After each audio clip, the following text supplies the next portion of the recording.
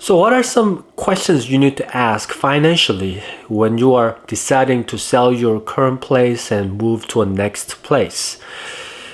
This is the second video of my selling and buying video series. If you watch my first video, setting the goal on a one piece of paper, pros and cons list, this is the second step. You need to look into the financial side of things. How much can I net from selling my house? How much of that proceeds do I need to put toward as a down payment and closing cost for the next place? And realistically, what my next place payment would look like. And I have some tips on that. And then at this time, you might want to do some minor repairs because minor repairs take a lot of time, right? So welcome back to my channel. So this is second video of the selling and buying, moving into my next home series here. So how much can I rent? How much can I net? So this is where you do need to talk to some real estate agents.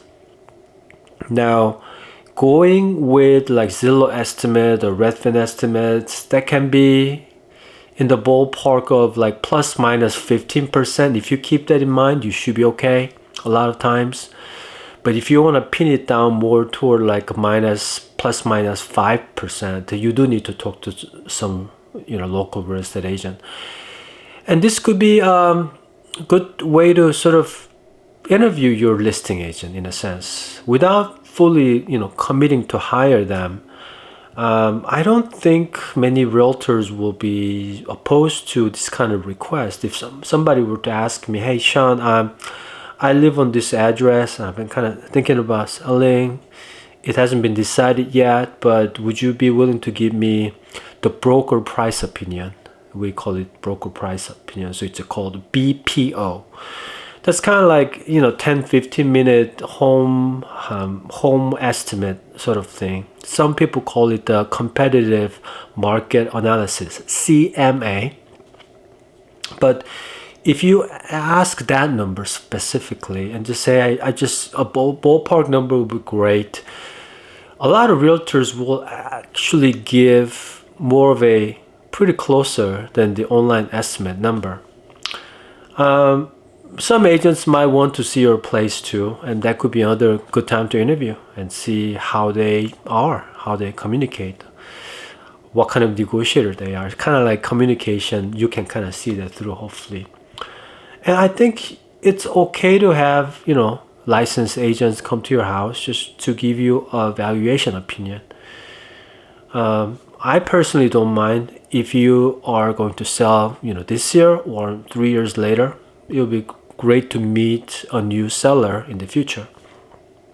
And getting about 1 or 2 at least of the home valuation will give you very, very accurate the listing price that you should list it at if you're going to list this market, and what kind of net you're going to get, because you need to then deduct your mortgage leftover, loan amount that you have to pay back, and then just ask for the closing cost. Closing costs in Oregon, if you do about 6.5%, it should cover most of it. That includes realtors fees. And if you negotiate down, maybe 6% could cover, but it could go over slightly depending on the month of the close. The property tax is going to kind of fluctuate. And when you have that, then the other thing is, do I see places where I want to move into? In that neighborhood, do I see like enough homes that meet, let's say, 70% of my search criteria? And to do this, it's really tough because what's available right now is only about, I want to say 10 to 20% of the inventory that we will see in normal market. And there are a lot of good homes. They're not hitting the market because those home sellers, doesn't make sense for them to list. So to figure this out, I would suggest that you talk to the, maybe the same realtor or maybe one other. Say, hey, would you be able to send me what's been sold in this neighborhood or in this city in the last 24 months? Within 4 bedroom, 2.5 bath with 0.3 acre lot. If you ask for the whole list, it's going to be hundreds of listings. But if you say, let's say price between 650K to maybe 800K, 4 bed, 3 baths, 0.3 acres, age between 1985 and 2005, that number is going to be somewhere in like a 40 or 50.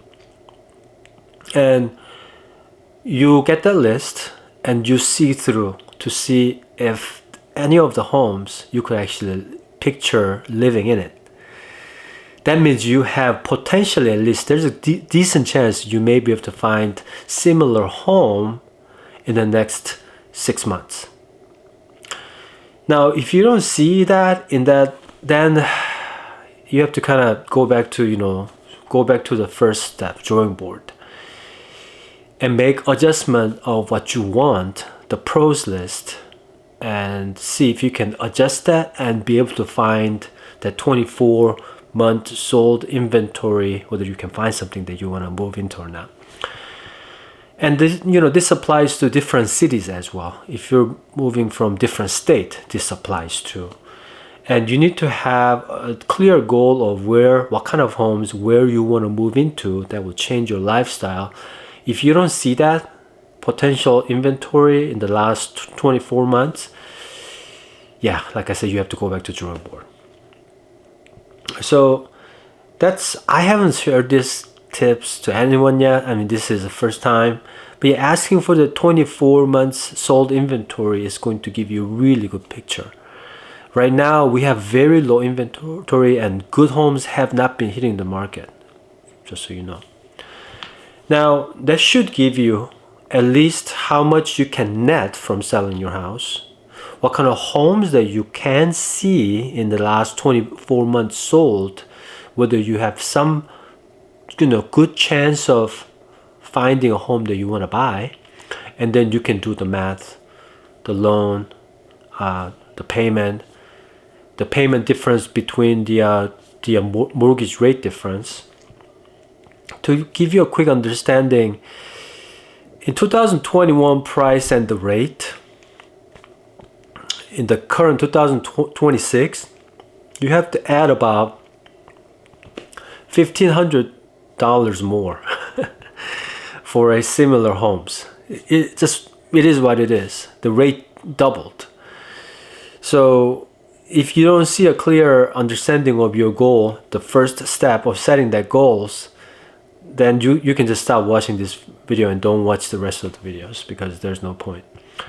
You have to be able to understand what it takes to move to the next place. And right now, if you're looking at like $600,000 home, the monthly payment is going to be somewhere like $1,200 to $1,400. About $700,000 or $800,000 home, the monthly difference will be anywhere between $1,500 and $2,000 difference. And obviously this fluctuates with the down payment too. Now, when it comes to the next place, I want you to pay very close attention to their property tax rates. For example, if you're like moving from Washington County into Multnomah County, you're going to be price shocked, because property tax is just roughly about 30 or 40% higher than Washington County. And if you don't calculate that, you're going to be just like, what happened here? And when you find that out after you make an offer, you wasted a lot of time. So before you get to that point, just know that the neighborhood or city or state you want to move into, what kind of property taxes that they apply to each sort of like a price point. Same thing with insurance. The homeowner's insurance is such a wild thing right now. If you go to, let's say, very hail heavy cities, your homeowner's insurance is going to be double easy than where you are right now. For example, like Texas, the property tax is going to be just off the chart. It's what I've seen compared to Washington County in Oregon, it's like double. they're like 11, 12,000. A similar home here, that's like 6, 7,000. Same thing with the homeowners insurance. The Florida, super high. I think it was, where's the Broncos? Idaho? Is it Idaho? Their homeowners insurance, I think, is really high too because of the hails. Whatever that can, damage the roofing shingles. So hail, heavy, tornado, winter storm, those areas going to have a really high homeowners insurance. So keep that in mind. Now, if you're staying in Washington County, it's going to be the same almost, So let's talk about minor repairs while you're going through this. As I think this is time. Maybe you need to do a furnace tune-up. It costs like $150 to maybe $250. Have the HVAC technician run the system, check all the parts. There's no leakage. There's no parts that needs to be replaced. And when they put the sticker, the date and then serviced, that kind of gives you the comfort to the home buyer, the next home buyer. And this is time when you want to think about maybe doing the repainting inside and outside. The outside is pretty expensive, so keep that in mind. But inside could be a good thing to do if you have like a very eye attention grabbing colors. The red is the worst. Anything purple, blue, green, orange, any of them. If you have any of these like shocking colors, you gotta get rid of them. If you don't, you're gonna have a hard time selling. I'm telling you. So do that. Or if you have just neutral color in the house, this is time to do some touch-up paints.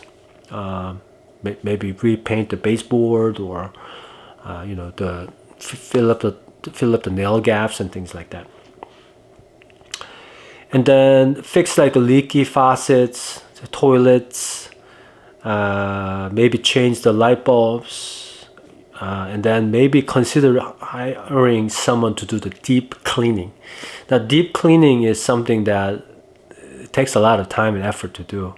I mean, this is type of cleaning like, wipe down the baseboard and like getting rid of everything, maybe like window cleaning, all the light fixture, dusting.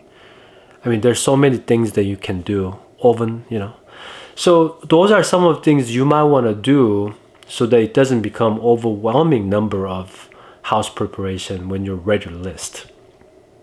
So yeah, this is the second video. That's all I have for in this video. I know I threw a lot at you, but this is kind of like small steps that will give you really good understanding of try to meet your real estate goal. The first part, video, give you a very clear picture of what you can accomplish moving from your current home to your next home. And when you're getting those numbers, this is a good time to actually talk to a few local real estate agents. And I think one last point here is that when you're hiring a professionals, it's really hard to tell whether they're really good realtors or not by just talking to them a couple times in a short amount of time. I think it's better, in my opinion, just to have 1 month, maybe 2 months of just continuous communication. And that's going to really reveal who they are, how they operate, whether they're, patient or not, whether they're knowledgeable or not. Are they organized? Do they follow through? Do they have local knowledge, market knowledge? Do they advise you with these little steps so that you don't get overwhelmed? I guess I'm talking about me or myself as a realtor. But if I'm a consumer, if I'm moving to a different city, or if I'm not a licensed agent, that's how I would pick, actually. And before I throw more things at you, when you're looking for the listing agent, see how they're marketing their current listings. That's the best way to do it. See what kind of photos they have, what kind of videos they have, how's their property description, how do they market themselves online on social media. I mean, this is kind of like, you can just, while you're drinking coffee, you can just do a quick search. You can kind of browse through. Do I like the house photos that they present on their current listings?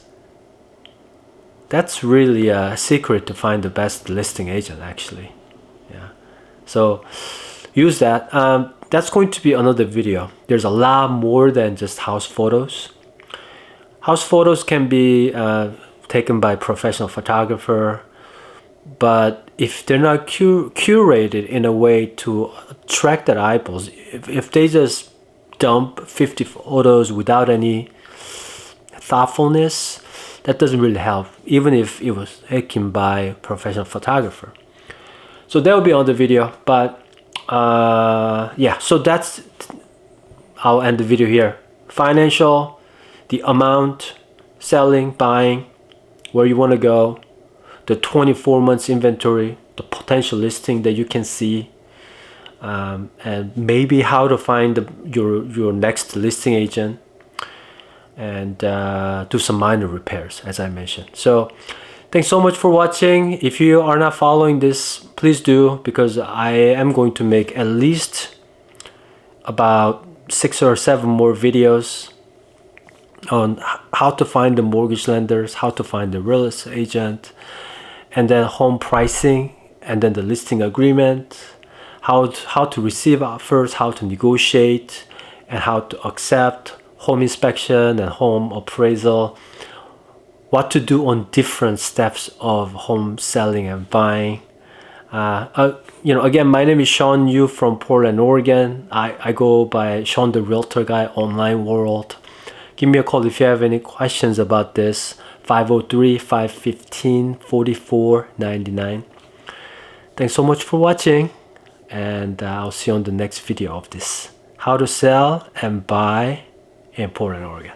Have a great day.